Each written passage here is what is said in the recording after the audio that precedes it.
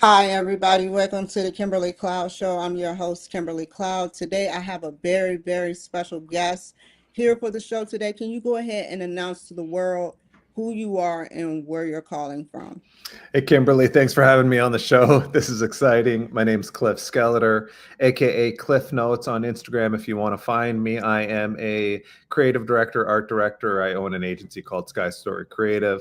I do Indigenous art integrations and a bunch of other storytelling related activities as my profession. And guess where I'm calling from up north? I'm in the Great White North. I'm looking out, I'm seeing snow, just piles of snow out there. This is what I wore to work, this jacket. And so I'm up here in Northern Ontario, just a few hours north of the big city of Toronto. Kimberly, have you been to Toronto? Never. I want to go, Oh, though. we got I to get you will. up here. You got to come Yes. visit us. Yes. So, We can love you? our American friends, just so you know. No Thank matter you. what you hear, what else is going on, and I saw there was some politics stuff on the show. I was like, I've seen the intro. I was like, oh, talking politics. I'm like, yeah, we love our American friends. Thank you. Can you extensively tell me about your whole background, your past leading up into your present? I would love to know. You're opening up a can of worms there, Kimberly, extensively. Woof. I mean, geez, Louise, when I was 12 years old, I was outside eating a Dorito with my cousins, and a bat came down, took the Dorito right out of my hand, flew off into the sky. I saw a Dorito fly off into the sky. That's not what you're asking about, but listen, if we're doing extensively, I got to tell you stories. I'm a fact check that. It was actually my cousin. It was my cousin that had the Dorito. It just seems funnier if it was me. I was one of those, kind of class clowns growing up, just being silly in school, not taking it seriously, just showing up to have fun. I liked going to school because I saw my friends were there. That's where they were hanging out. So I was going to school to hang with my homies, but I wasn't like activated by like the the school stuff. I was there just like being, you know what I was? I was a why kid. The teacher would be like, you got to do that. I'd be like, why? And he'd be like, well, because of this. And I'm like, why is that? Right. And it would just be disruptive. Right. But I think that whyness in me, there's this book by Simon Sinek called Start with Why. He nails it in that book because it's like, I think that's what kind of led me to where I ended up, right? So, not a great student, somehow kind of floated around in my early 20s, ended up in school for advertising, didn't finish, went in for graphic design, didn't finish, went back for something else, didn't If you finish. if you can rewind time, what would you say would be the chunk or the answer to why you didn't finish?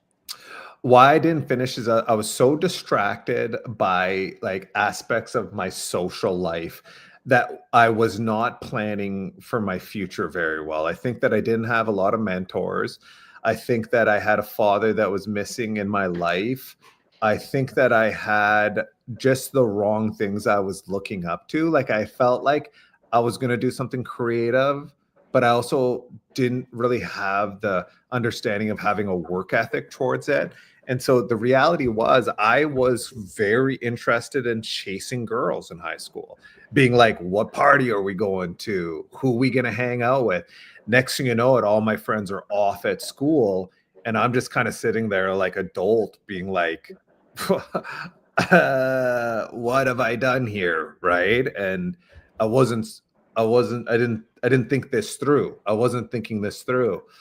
And so just improper planning, not having a full understanding of the real world, just being young, immature, naive, and then just kind of ending up in school and kind of just going to go because I'm like, honestly, social life. I'm like, what am I going to do? Okay, well, I better take something in college, right? Just so I could, do something, right? So you Uh, were basically good, more so good at social life than classwork. Killed it. Kimberly Understood. Cloud. Let's just talk the truth. I was, it's like that classic line. It's like I got A pluses in recess or whatever. Yeah, I was a social guy. At one point, my nickname in high school was 411.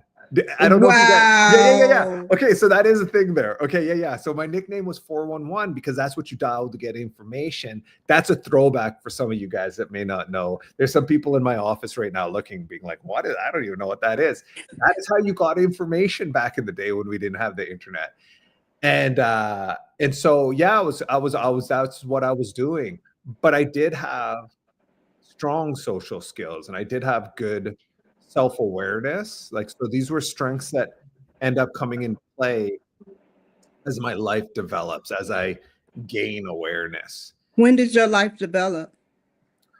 Well, I think where I'll say, I mean, obviously my life was always developing, but when I really started to gain momentum, I ended up getting a general arts diploma because I had taken so many things. They said, "Here, let's slap all this together. We'll give you a diploma just to say you have something." I parlayed that into going to university to take communications and not a minor, officially a minor in film, but like every film class that was offered in that university. And that's where I started to see, okay, skill development. I'm still in my 20s, right? I'm still in my mid 20s, you know, and it's like, okay, I gotta get good at these things because these are the things that I am genuinely interested in. And so when I finished that, I ended up getting a what do you call it? An internship at a news station, CTV. So if you're from Canada, that's like our top private news broadcaster, right? I've Uh, looked that up before. Yeah, yeah, that's yeah. big. Yeah, that's our thing here. We've got CTV and then we've got CBC. CBC is our public one, publicly funded. CTV is private, so that's a private organization. And so I got I got lucky, right? Again, I don't know if it's luck, but my teacher liked me, and when they reached out, they say, "You got anyone?" My teacher recommended me. Not necessarily because I was the best student, but probably because I don't know, maybe she saw something in my personality and the way I thought. And so I worked there for a few years. I did everything in the building. I reported. I was a video camera Did operator. they teach you on the job? Well, I learned some stuff in school, and then Hmm. they do a degree of teaching you on the job, but you're really teaching yourself, right? Hmm. Um, Hmm. you're learning. I mean, some of the stuff they try to teach you, you know, at first you listen, and then you start to realize, like, I'll tell you, you guys have all heard this on the news. Is like the very sing-songy style. Sometimes they're like, and the man was walking down the street when he came across something in the alleyway. What he Yeah. saw, you'll never believe, right? Like there is this style of news telling that used to be really popular, I guess, and it still kind of is there a little bit. And I don't know what the idea is maybe to come across as like as non-offensive as possible. I don't know what the theory is.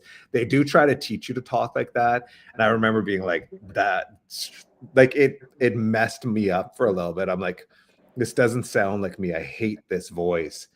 And then so I moved into other areas. I directed live newscasts. I Get did out many. of here. That is huge. Yeah. Were you always nervous before you hit that live button, or you was just in sync with the crew where Uh, y'all were like, bam, and it's over? Kimberly Cloud, I love the version of me that you have in your head. I wish it was the reality. It wasn't. You were right. I was nervous. I didn't do it long enough to even get in sync. And also, I'll tell you this. This is a little secret for you if you don't know this, if you haven't worked in a newsroom. No, but everybody hates each other. It's not that they even hate each other. It's just like they're annoyed. There's a lot of annoyed people in newsrooms, just like annoyed and miserable about things. And I also was just too, yeah, I was just, I don't know. I just, in that moment of my life, I just didn't have enough practice at the time and I wasn't there long enough to really get it. I feel like I didn't find my confidence. I still questioned myself too much. I remember one of the producers looking over at me and saying, "Listen, we're not doing surgery on babies." And I was like, it's a good line. That helped a lot. And so Yeah, I'm yeah. like, It did we not ain't, help. yeah. It made I'm you more like, nervous. exactly. I'm like, what do you mean surgery on babies? uh, and so so I did that, and then I just wasn't liking it. Again, glass ceiling, classic stuff. You're like, I'm not liking this. I don't like this. Like, there's nowhere to go in the direction I wanted to express myself creatively. People Did you kept that. ever feel any pressure?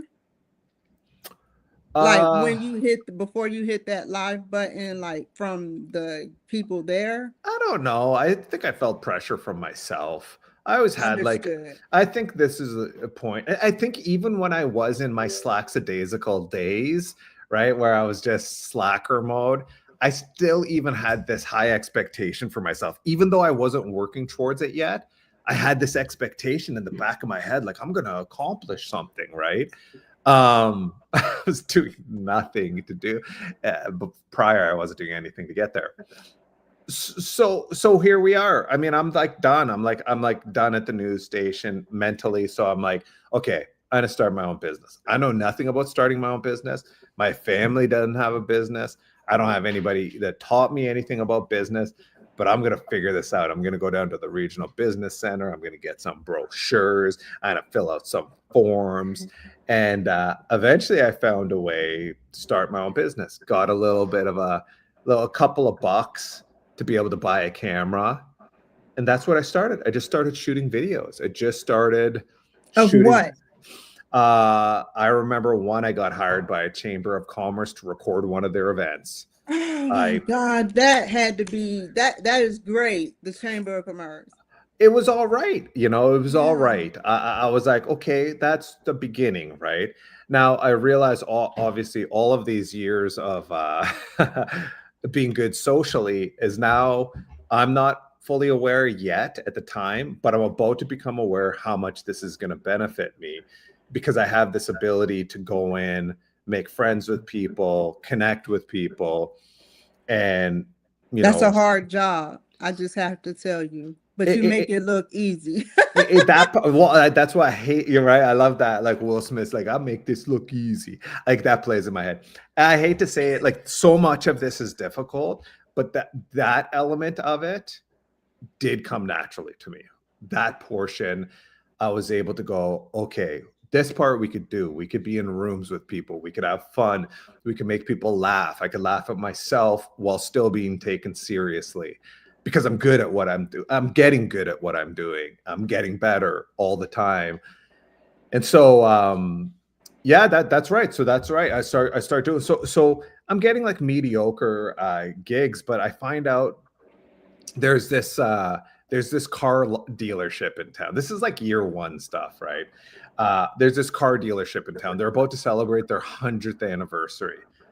Cambrian Ford is the name, and we go and we pitch them. I have a business partner like the first 2 years of my business, and then we go our separate ways. But me and him, we decided, okay, listen, we're gonna go pitch this business. Like we're gonna add some stuff in here. Like there'll be people will submit videos. We'll do a contest. We'll give away a car. We'll have all this. Like, now keep this in mind. Instagram doesn't exist yet. To give you an idea here, it's like 2008, 2009. So like this stuff, even though it sounds like pretty standard stuff, at the time it's not standard, right? We're kind of coming in with a little bit of like innovative thinking of how we're going to do something that really engages like their audience, and like they could submit videos of their Cambrian Ford experience. And it was a pretty cool pitch. And then at the end of it, they were like, hey, can you tell me about like things that other people have done that, or so that you've done before that makes me think you could do this. I had no experience yet. And they're like, okay, well, I don't think we could responsibly hire you. Well, at the time, I knew, I had found out from a friend that they needed their building painted. Did you I paint it? I said, I'll paint your building for half the price anybody else will if you consider giving us this gig. And they were like, I can't say no to that. That's an incredible idea. Here's the That thing. it is. Yes. I didn't know how to paint. I never painted a building before. I maybe painted like a bedroom at best. I had no idea what I was in for, Kimberly. Kimberly, I didn't know what was going to come next, but I was like, I'm going to get this gig. And so we get out there. It's summertime. It's super hot. We get all this paint. We need a lot of paint. This is a big old building. We get scissor lifts. We rent all of these things. There's not a lot of good YouTube channels at the time to show you how to do everything like we have now. We're just figuring this out, going to the paint shop, saying, how do I mix it? Trying to mix the paint so it all matches. I'm You up on see how the planet aligns with you to make you to have you paint and everything. It sucked, Kimberly. I messed it up. I tried at one point because it was going so slow. I'm like, maybe there's a way I could buy a little machine I could spray this paint on. And I tried to build a little tarp around me and everything.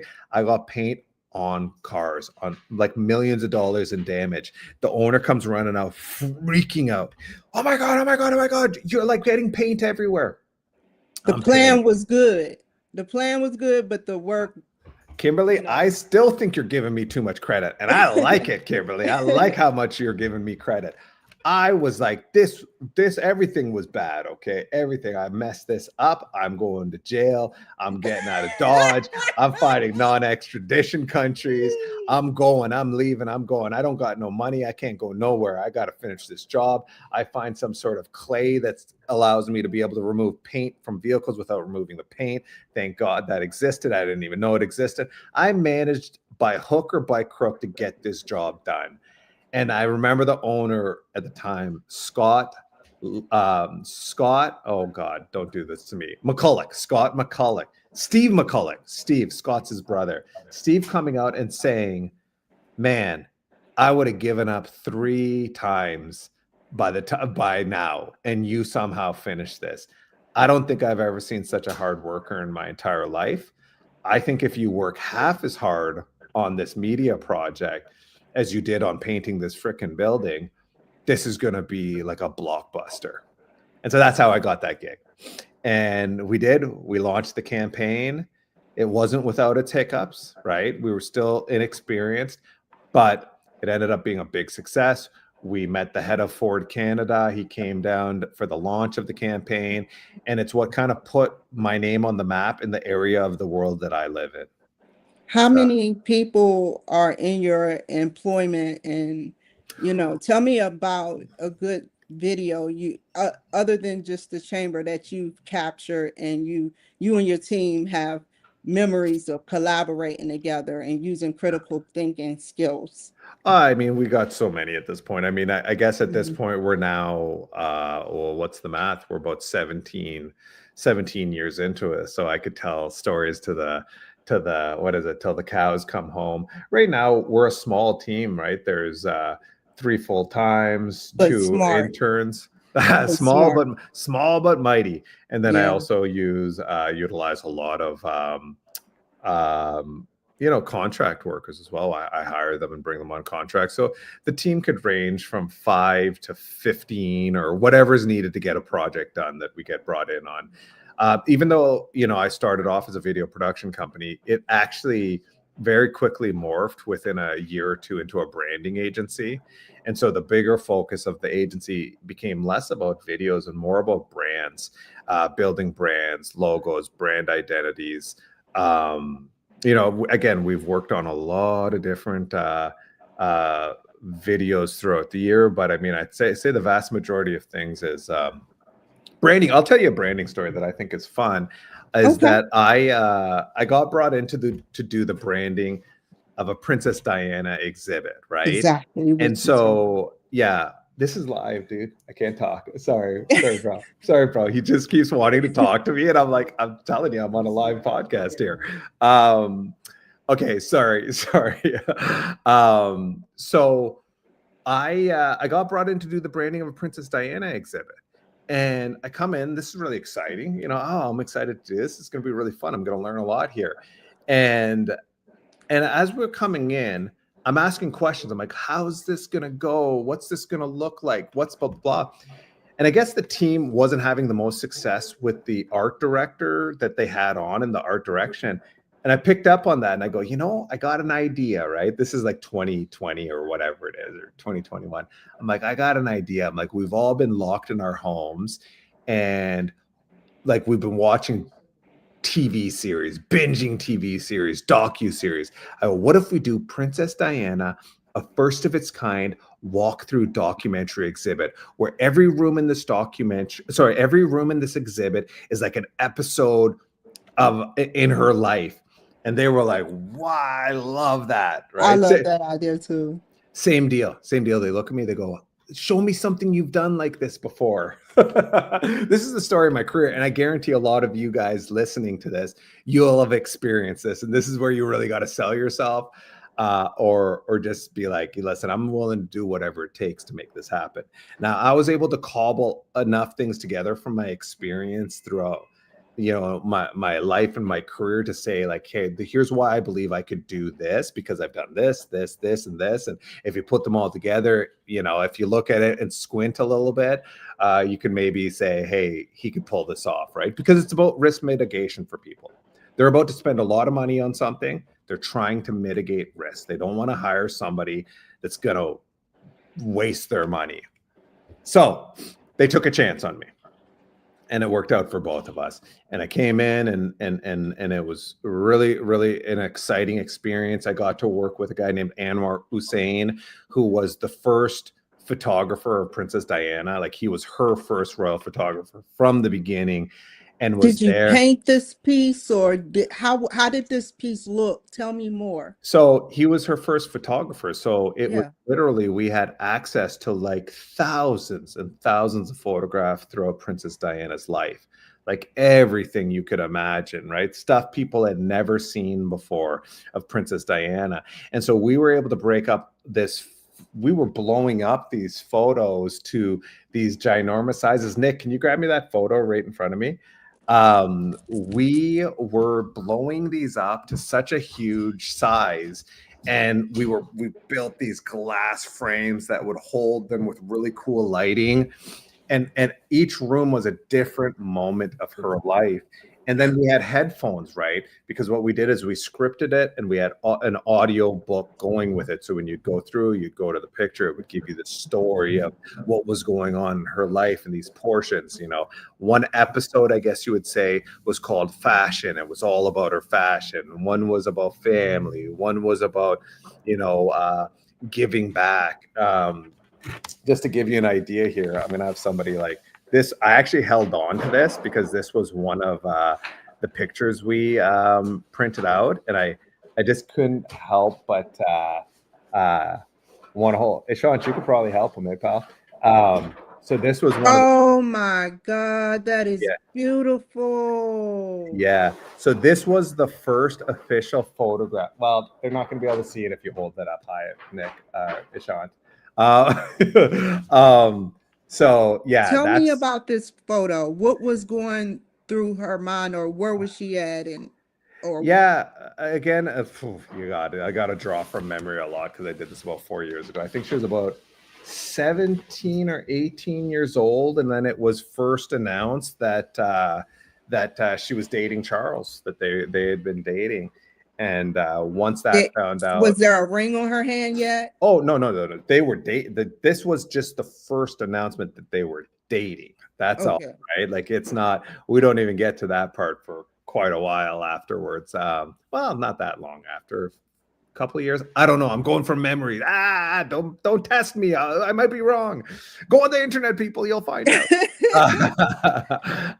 No, but she's young, and that's the first official photograph when she's dating Prince Charles. And so again, it was such an incredible opportunity. We ended up kind of getting to do a lot of fun stuff. I ended up being the spokesperson as well, so I got to do a lot of the media stuff. I ended up in People magazine. How cool is that? That's very cool. My mom was proud.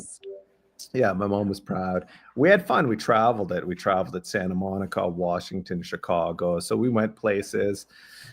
And it was really fun, and the audience responded super well, and it's still doing its thing. I mean, you could go to Princess Diana Accredited Access, and it's traveling to different places around the world at this point. And so people could still see it. Look at that. Hey, David and Danny, I'm still plugging your, if you watch this somehow, I'm still plugging your exhibit. David and Danny are like the founders, the ones that started the whole thing. So where do you see yourself going in the future?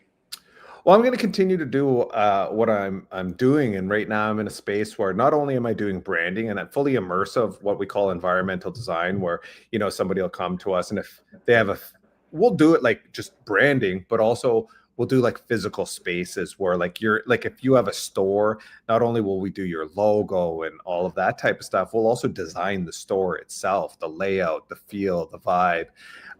And there's a lot of psychology that goes into that, and a lot of thought that goes into that, you know, ways to lay out stores and ways that increase like sales, but also creates a better customer experience. We're still doing these art integrations where, you know, one of my biggest missions is to ensure that more Indigenous ways of being, thinking, and traditions are being demonstrated in public spaces where people could experience it. You go to Europe, you go to these other countries, and you see their history there. And it's like, it's so amazing. And I think one of the things, at least in Canada, I won't speak for America, I'm not an American, but for Canadians, we're always like, what is Canadian culture? What is our history? We're so new here, right? This is the new world, as they call it. And our history is our Indigenous people, and there's a lot of beautiful culture and traditions. And I think that even for people that come to visit our countries, like the tourism, people that want to come and see and say, hey, North America is a dope place to visit, right? We all have this shared history with Indigenous people, whether you're Canada, US, or Mexico. We've got this incredible shared history with Indigenous people. And those stories, even though it was a lot of oral traditions, those stories are still there. They still exist, man. They were some people tried to wipe them out. They didn't get wiped out. They're still there. The voices are still there. The stories are still there. And I mean, the reason why I called myself my agency Sky Story Creative is because of the Sky stories, right? There's so many beautiful, interesting sky stories that Indigenous people have right across what we call Turtle Island, which is North America. Turtle Island is North America. Okay, because the belief with some communities was that the world was just on the back of a turtle. Isn't that funny? And if you actually look at North America, it actually looks like a turtle. So you're like, how did these people know the land they're on? There's no way they could have known the land they were on already. Yeah, that's what I'm without saying. GPS knowledge. 1,000 years ago, 2,000 years ago, how'd they know this was shaped like a turtle? You know what I'm saying? Like it's like, would they walk the perimeter of it? That would have taken 85 lifetimes. Yeah, you're right. So it's really cool. Hey, if you leave with anything, guys, like Turtle Island, just know that like we all live on Turtle Island together. Canada, America, Mexico. Hey, maybe some of our politicians aren't getting along, but as people, because we're like what matters, not, you know, sorry, not the politicians, all that stuff that we could sit there and argue and debate and blah, blah, blah, blah, blah. They're not the ones that matter. We're the ones that matter. We're the people, right? And I so agree. we the people, we're on Turtle Island. We're on this turtle together, and we're going somewhere, and we're going to get there, and it's going to be dope. How can the people reach you? Well said. Thank you. Okay, so if you want to, again, hit me up on Instagram, like Cliff Notes, right? I still have fun on there, man. I know some people I'm on TikTok, but that's just me and my dog hanging out. Honestly, it's me and my little mini golden doodle just being silly, and it's mostly her. Check out the website, skystorycreative.com. Check us out. We're about to launch a new site. We're weeks away from it, but in the meantime, you could check out the one that's there. You'll see me just on there, just flexing. Just kidding. I don't flex, but I'm there. And that's it, man. That's how you could find me. Okay, stay on the line. Thank you, everybody, for joining my show today. Y'all take care, be safe, and I'll see you guys another time. Bye.